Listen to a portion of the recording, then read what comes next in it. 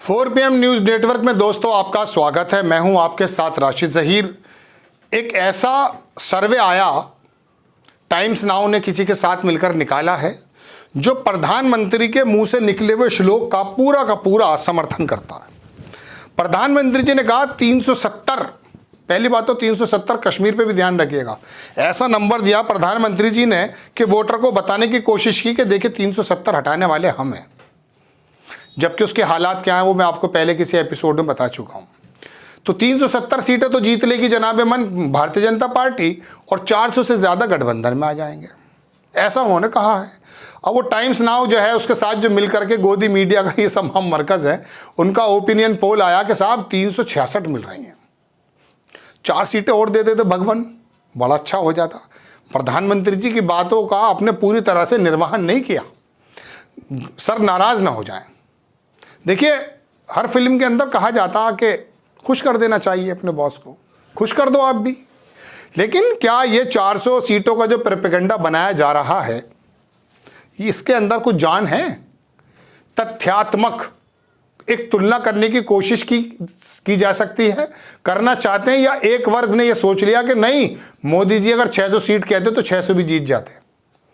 Bharatiya Janata party का chief minister था गालिबन पूर्वोत्तर के किसी राज्य का, वो नेपाल में और श्रीलंका में भी सरकार बनवा रहा था, अमित शाह के बारे में कह रहा था, मतलब कह रहा था कि अभी तो वहाँ भी काम करना है।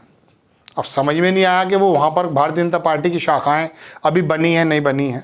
तो ये 400 सीटों का प्रोपेगेंडा बना दिया। और एक बात मैं आपको और बता दूं कि मेन स्ट्रीम मीडिया तो चाटुकारिता की हद पे थे ही, सोशल मीडिया में जो आपको रक्षक बने भक्षक ये जो लोग हैं ना, जो बने हुए थे कि मोदी जी का, मैं कल बहुत अच्छे पत्रकार को देख रहा था, काफ़ी साल से सोशल मीडिया में बात कर रहे हैं, उनका भी रवैया ये हो गया है, पता नहीं कौन सी अंडर द टेबल डील हुई है कि उन्होंने इस प्रोपेगेंडा को आगे करना शुरू कर दिया थोड़ा सभ्य वे में। उनके पास बुनियादी मुद्दे छूट गए हैं और वो आकर यही बात करने लगे कि 400 सीटें आ रही नहीं आ रही, इस पर डिस्कस कर रहे हैं। अकल में गोबर घुसा हुआ है क्या? गोबर घुसा हुआ है। देश में 10 साल में क्या हुआ इस बारे में बात करने की जगह आप बैठ गए 400 सीटों पर। एक आदमी ने ओपिनियन पोल किया है, वो बकवास बात अगर है तो इसके बारे में उन्होंने लोगों ने कहा भी कि आप किस बारे में डिस्कशन कर रहे हैं, लेकिन वो कर रहा है, क्या कर सकते हैं। चलिए, 400 सीटों को जो प्रोपेगेंडा मेन स्ट्रीम मीडिया बना रही है, आपको में से भी एक वर्ग लग रहा है हो जाए, ईवीएम अगर है तो हो जाएगा, वरना इसकी स्थिति क्या है, एक साहब ने लिखी, वो मैं आपको दिखाना आया हूं। उन्होंने लिखा there is so much propaganda about BJP 317 Lok Sabha 2024 that is plus 67 seat from last time. मतलब 303 सीटों से ज्यादा 67 सीटें और आएंगी तब ज्यादा ये बनेगा। लेकिन 303 सीटें तो थी, लोग कहते हैं ना 303 जीत गए। वो थे विजय विद्रोह, क्या नाम उनका है, वो भी भारतीय जनता पार्टी के ही माने जाते हैं, तो पत्रकार है वैसे तो वो। तो उन्होंने कहा 303 सीटें भी तो जीती थी। अरे 303 सीटें जीती थी, 67 सीट और आ जाएंगी तो बड़ा मसला है। 67 सीट बहुत होती हैं, इस 330 में से 30 निकाल दो तो बहुमत नहीं आता भाई, मगर बिला वजह की बात करना है। चलिए, एक साहब ने लिखा कि आंध्र प्रदेश में 0 सीट होंगी। आंध्र प्रदेश में कहाँ है भारतीय जनता पार्टी? तमिलनाडु में 00, केरला में 00, तेलंगाना के अंदर नो गेन, 4 सीटें थी पहले, शायद वो घट जाएंगी क्योंकि कांग्रेस वहां बहुत मजबूती से काम कर रही। कर्नाटक में जो 27-28 सीटें थी, 26 जीत ली थी। अब ऐसा तो है नहीं कि वहां 35 जीत लेंगे, तो कर्नाटक में घट ही सकती हैं, गेन नहीं हो सकती हैं। मतलब 27 की जगह 40 थोड़ी होंगी, 28 की जगह, बताइए। एमपी के अंदर 29, बिहार के अंदर नो गेन, 40 में से 39 जीती थी, आप 40 मान लो, एक ही तो बढ़ गए, बता 40 दे दीजिए आप इनको। ये 303 हुई थी जब 39 आई थी, और मध्य प्रदेश में क्लीन स्वीप, और कर्नाटक में क्लीन स्वीप, और गुजरात में और राजस्थान में क्लीन स्वीप, और उत्तर प्रदेश में 63 सीटें, तब जाकर 303 हुई थी। तो अब ये बताइए, बिहार के अंदर 5-10 सीटें घट ही सकती हैं, बढ़ेंगी तो नहीं। 39 से ज़्यादा तो होने से रहे, 40 ही तो हो जाएंगी। एमपी के अंदर भी आप 29 से 50 नहीं कर पाएंगे। छत्तीसगढ़ के अंदर आप देख लीजिए कितनी सीटें, वहां भी आप ज़्यादा नहीं बढ़ जाएंगे। राजस्थान फुल प्रतिशत 25 की 25 आप पहले भी मिली थी, अब मिल जाएंगी, नो गेन। वेस्ट बंगाल में 18 में कम होने के चांसेस हैं, ना कि बढ़ने के। तो अब उड़ीसा के अंदर तो नवीन पटनायक बैठे हैं, वहाँ भी नो गेन है। जितनी मिल गई थी उतनी मिल। झारखंड के अंदर 11 सीटें तो आपके 22 मिल जाएंगी, 14 हैं। और इस बार तो हेमंत सोरेन के साथ सारा आदिवासी लगा हुआ है, तो वहाँ भी घटेंगी, वहाँ भी बढ़ने के चांस नहीं है। आसाम के अंदर नो गेन, वहाँ भी अच्छी सीटें आई हुई हैं आपकी है। उत्तर प्रदेश में थोड़ा सा स्कोप है, 63 है, वहाँ पे 77 हो जाएंगी, 75 हो जाएंगी, 80 दे दो यार, कोई दिक्कत है। अब वो कह रहा कि और ज़्यादा सीट कहाँ से आएंगी, where are these seats coming from Nepal और बांग्लादेश। तो भाई उस वाले जो पूर्वोत्तर का चीफ मिनिस्टर था वो तो कह रहा था श्रीलंका और नेपाल। अब वो कह रहे हैं BJP is likely to lose lots of seats in Karnataka. Karnataka के अंदर घटती हुई दिख रही हैं, तेलंगाना में 4 से और कम हो जाएंगी, महाराष्ट्र में भी कम हो रही हैं। उद्धव ठाकरे 10-5 सीटों का तो नुकसान कर ही देंगे, अकल में आने वाली बात है। बिहार के अंदर जिस प्रकार से राजद का उदय हुआ है, तेजस्वी यादव को थोड़ा सा ज़्यादा माना जा रहा है, 5-10 सीट वहाँ भी घसीट सकते हैं ये लोग। वेस्ट बंगाल के अंदर ज़बरदस्त तरीके की विधानसभा जीती है अभी ममता ने, वहाँ भी घटने की उम्मीद है।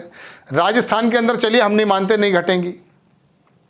तो ये सारी ज़मीनी हालात तो ये हैं। इन जगहों से फुल 100% सीटें आने के बाद 303 आई थी, तो अब ये 150 सीटें 67 सीटें कहाँ से आ जाएंगी। साउथ में तुम्हारा कोई रोल नहीं है, आंध्र प्रदेश में रोल नहीं है, तमिलनाडु में रोल नहीं है, तेलंगाना में रोल नहीं है, कर्नाटका में घट रही हैं, वेस्ट बंगाल में घट रही हैं, आसाम के अंदर चलिए अगर पूरे भी रहेंगे, लेकिन राहुल गांधी ने वहाँ ज़मीन उधाड़ कर रख दी है बिस्वा साहब की, वहाँ भी 2-4 सीटें घट गई, तो क्या होगा आपका। 150 सीटें तो दोस्तों साउथ की हैं जो इनके पास आती ही नहीं है। तो ये कहाँ से 437 पे लड़े थे, 400 पे लड़ेंगे, इस बार 400 जीत लेंगे।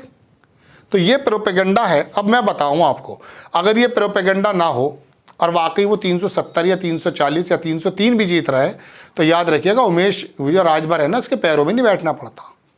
जयंत चौधरी को 2-3 सीटों पे इफेक्ट डालने वाला नेता है वो, और वो हार जाता, खुद भी हार गया था, उसके बाद फालिद साहब भी हार गए थे, उनको मनाने की कोशिश नहीं की जाती। नीतीश कुमार के आगे हाथ नहीं जोड़े जाते, नीतीश कुमार को दोबारा से चीफ मिनिस्टर नहीं बनाया जाता।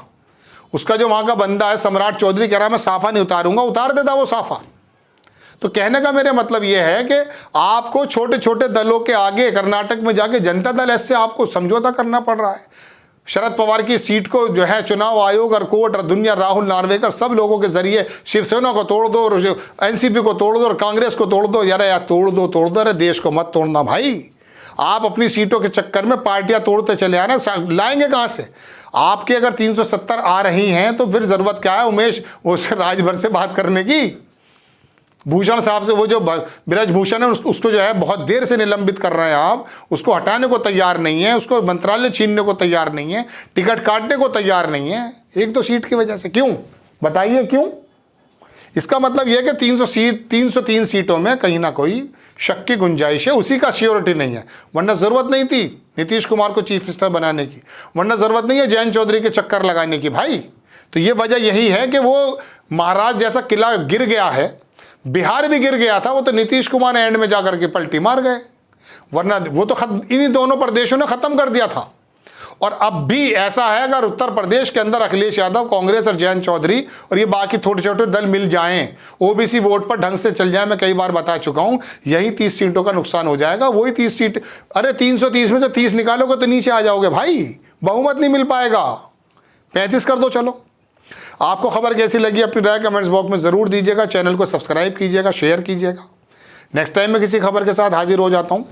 जय हिंद।